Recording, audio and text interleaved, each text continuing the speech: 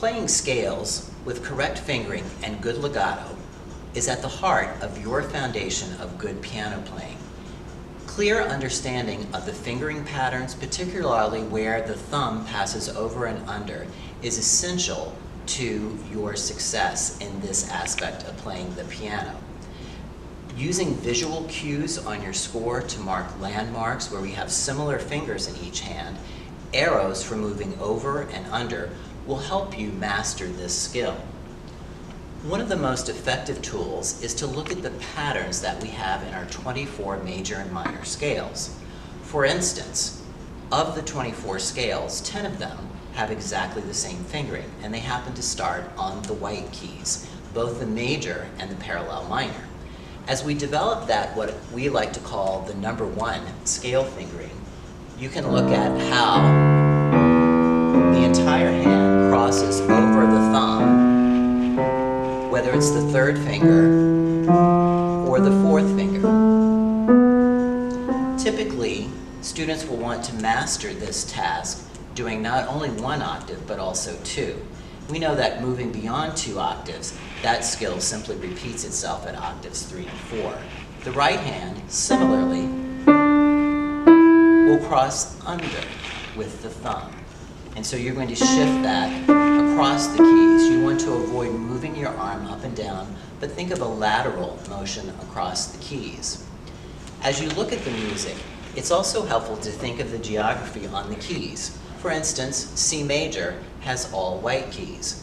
C minor, the 3rd finger of each hand will fall on E flat and A flat, and so forth. They're helpful patterns that will help you be successful in playing scales. It's also very good to be your own coach as you play these scales. The 3rd fingers come together. Thumb is under in the right hand. 3rd fingers come together again. Thumb comes together on the tonic or the starting note of the scale, etc. You can use the same pattern coming down. 3rd fingers come together. Left hand, the thumb crosses under.